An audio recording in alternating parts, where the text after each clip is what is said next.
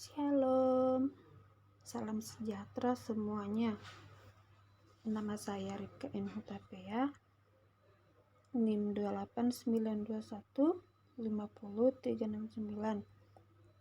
Pada kesempatan kali ini, saya akan mengangkat materi dengan tema Sistem Manajemen Logistik. Sistem manajemen logistik merupakan guna pencapaian tujuan logistik yang telah dibuat dan ditentukan dalam sistem logistik yang berbeda-beda. Sistem logistik dalam suatu perusahaan sebenarnya merupakan kaitan atau hubungan kegiatan logistik dengan unit-unit operasi lainnya. Yang kedua, pengaruh dari luar perusahaan. Yang pertama, struktur industri. Yang kedua, pasar yang dituju. Yang ketiga, peraturan pemerintah. Yang keempat, strategi bersaing. Yang kelima, keadaan perekonomian.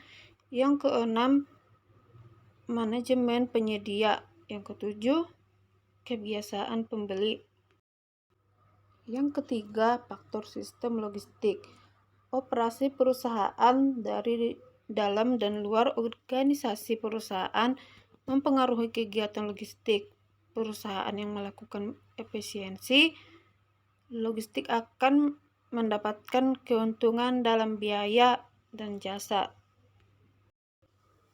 Yang keempat, faktor dalam sistem terpadu organisasi perusahaan. Penjelasan yang pertama, pengumpulan, yaitu kegiatan pengumpulan sejumlah barang dari sebagian barang yang ditunjuk guna penjualan akhir ke konsumen. Yang kedua, penyimpanan, yaitu kegiatan yang berkonsentrasi pada penyimpanan barang. Fungsi penyimpanan biasanya disebar di antara perusahaan di dalam kelompoknya. Yang ketiga, transfer, yaitu suatu mekanisme suatu atau beberapa macam barang yang harus diubah bentuknya secara fisik guna menunjang transaksi. Yang keempat, penyebaran, yaitu penempatan produk yang disesuaikan dengan jenis klasifikasi pada tempat tertentu di waktu yang tepat. Yang kelima, pembiayaan, yaitu anggaran produk yang harus dikeluarkan oleh perusahaan guna melaksanakan logistik. Yang keenam, komunikasi, yaitu penyampaian ide, konsep, gagasan, informasi ke arah hasil yang diharapkan. Yang kelima, unsur-unsur manajemen logistik. Penjelasan yang pertama, struktur pasar. Yang kedua, transportasi. Yang ketiga, persediaan. Yang keempat, komunikasi. Yang kelima, pengelolaan dan penyimpanan. Yang keenam, strategi pengiriman barang. Penjelasan yang pertama, direct shipping, yaitu pengiriman langsung dari produsen ke konsumen sehingga tidak membutuhkan titik perantara seperti gudang dan distribution center. Keuntungan yang pertama, proses penanganan barang dan kemungkinan rusak lebih kecil. Yang kedua, waktu pengiriman dari produsen ke konsumen lebih cepat. Yang ketiga, keakuratan data lebih baik karena tidak membutuhkan banyak titik distribusi dan penyimpanan. Penjelasan yang kedua, pergudangan, yaitu produk disimpan di gudang atau pusat distribusi sebelum dikirim ke konsumen. Keterangan yang pertama, tersedia seperti stok untuk masalah pasokan dan permintaan yang berubah mendadak. Yang kedua, biaya transportasi bisa ditekan karena barang dikirim dalam jumlah pengiriman yang ekonomis. Tantangan yaitu yang pertama, jumlah inventory total mulai dari produsen sampai konsumen.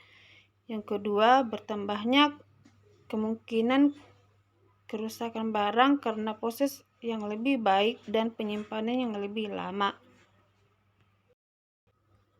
Yang ketiga, cross-docking, yaitu proses pengiriman barang dari beberapa sumber penerimaan barang dan dikelompokkan menuju lokasi pengiriman tanpa memerlukan fasilitas penyimpanan sementara. Keterangan yang pertama yaitu mempercepat aliran produk, mengurangi waktu transit, dan meminimalkan inventory. Yang kedua, meminimalkan bahkan menghilangkan aktivitas penyimpanan barang yang merupakan dua kegiatan termahal dalam proses distribusi. Tantangannya yaitu membutuhkan investasi awal berupa teknologi informasi untuk mendukung data real-time.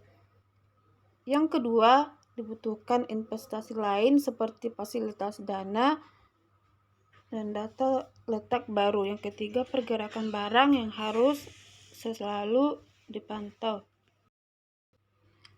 Demikian akhir penjelasan dari tema yang saya angkat pada hari ini. Atas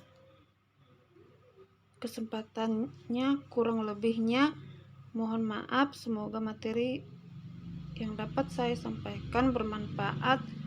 Akhir kata, sekian dan terima kasih.